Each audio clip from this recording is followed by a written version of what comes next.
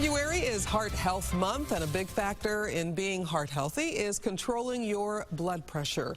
Dr. Tracy Stevens is a cardiologist at the Mid-America Heart Institute at St. Luke's, and she's with us this morning. Thank you so much for being here. Thank you for having me. So high blood pressure, this is a real key factor that causes so many heart problems. Tell us a little bit about that.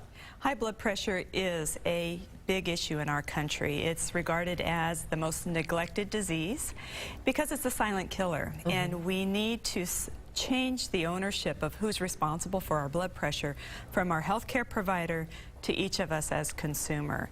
And it's never too late to start. We worry about the younger population where this is being missed, and in different cultures as well. So we're not just talking about middle and older Americans, we're talking about even younger people. What are we discussing? We're looking at 20-year-olds, and in a recent study documenting blood pressure in the 20s can predict whether you already have some form of cardiovascular disease in your 50s. And at St. Luke's and our Women's Heart Center, a big initiative is to really raise the awareness that this is not a disease for old people. So that's so important, because I hadn't even thought about someone in their 20s needs to start knowing, what is your blood pressure? Correct, and especially women during pregnancy, if they had high blood pressure during pregnancy, they need to especially be diligent about documenting their blood pressure. So let's talk about the high blood pressure for a moment, just so we know what numbers we should be looking at. What is normal? And I know it's different for different people because of your height and weight, and weight. But, the top number, bottom number, when we take our blood pressure, what do we kind of need to be looking for range-wise? Generally, to keep it simple, under 140, under 90. Okay. The younger we are, we try to push to that 120/80. The older we are, maybe we'll accept it in that upper range, because if we get too tight of control in the older population, we can cause falls. And I think it's very important that each of us consider having a blood pressure cuff in our home. And at St. Luke's in our Women's Heart Program, we really encourage women to buddy up and take a blood pressure cuff to work.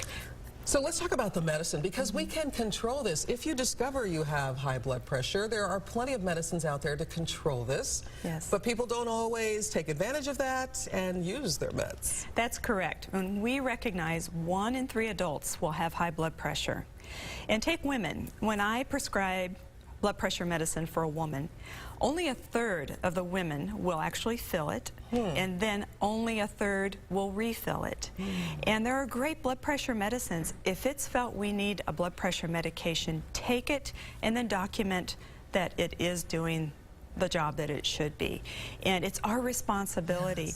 But there are many benefits to blood pressure medications, and then the benefit of having blood pressure under control. And we think of stroke, heart attack, heart failure, dialysis. None of us want to experience that. But you don't want to wait till that happens. Right. And so we have to be proactive about taking ownership. Taking our medicine. Yes. Finding out what our blood pressure is and taking the medicine. Dr. Tracy Stevens, thanks so much for being here. Thank you. Appreciate the information.